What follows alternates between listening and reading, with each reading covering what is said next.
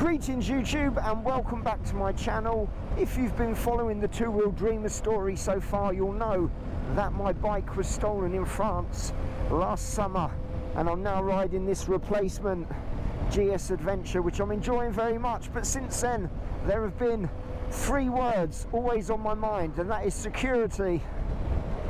Security and security. Today I'm going to take a look at the Litelok X1. Let's have it.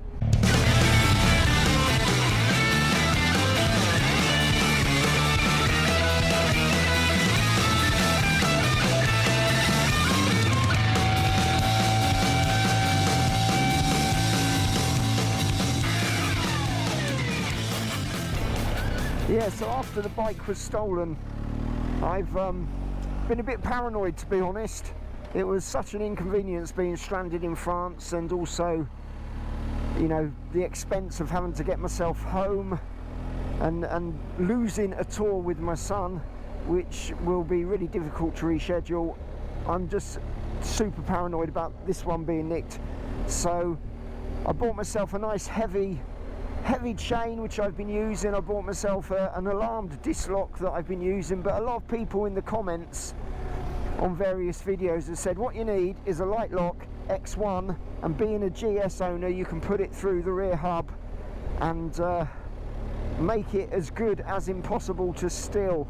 So I reached out to the very nice folks at Litelok, told them my story and asked if they'd be interested in me doing a little video about their product, and they said sure. I said, with my release schedule I can't get it out till February. It's currently November now. Autumn is well and truly set in. It's cold, damp and miserable, and you'll be watching this video in February. And they said no worries, they're very relaxed about it. They said shoot your video, let us know when it's coming out and we'll promote it, and vice versa. So that's what I'm doing today.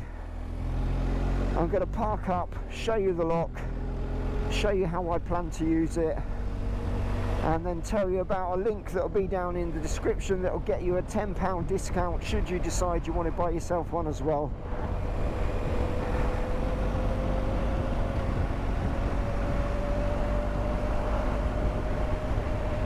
So I'm bringing you to a place called Southsea Forest in Northamptonshire. It's somewhere I come sometimes to bring a bike if I'm test riding it and doing a little review video. The bonus on a chilly, and I say chilly, it's 11 degrees, on a damp and autumnal morning like today, is they've got a little coffee shop and I can get a coffee and a cake after I've done this little video, so it'll all be good. Loving the colour of the trees now. Leaves are all turning, dropping down to the floor. Winter's just around the corner. I mentioned before that I plan to get myself away on a tour this winter to some sunshine. I will have actually done it by the time you see this video, and I'm not quite sure the order they're going to come out, but you'll be getting to see it. You're invited as usual.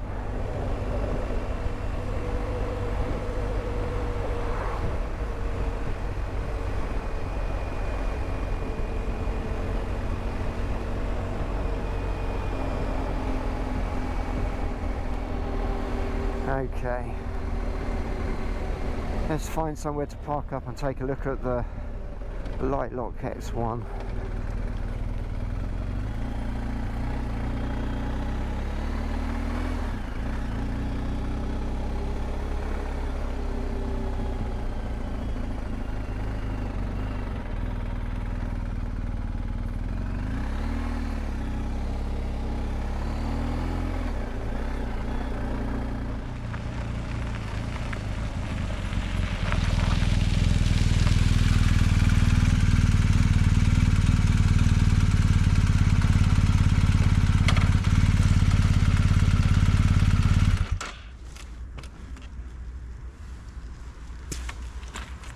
So obviously I've already had the lock out of the packaging, but I thought I'd show you the packaging because it is quite impressive. Nice heavy duty box, Litelok Security Reimagined is what it says on it, and I think it's reimagined because it is resistant to angle grinders. It's using something that's been trademarked by Litelok as baronium, which is an alloy with fused armour composite, as they describe it on their website. I don't really know anything about that other than they claim that it's up to 5 times more resistant to angle grinders, and I've certainly watched videos on YouTube, which you'll be able to find out there, which show people trying to destroy the things with angle grinders, which I'm not going to do because I want to use the lock.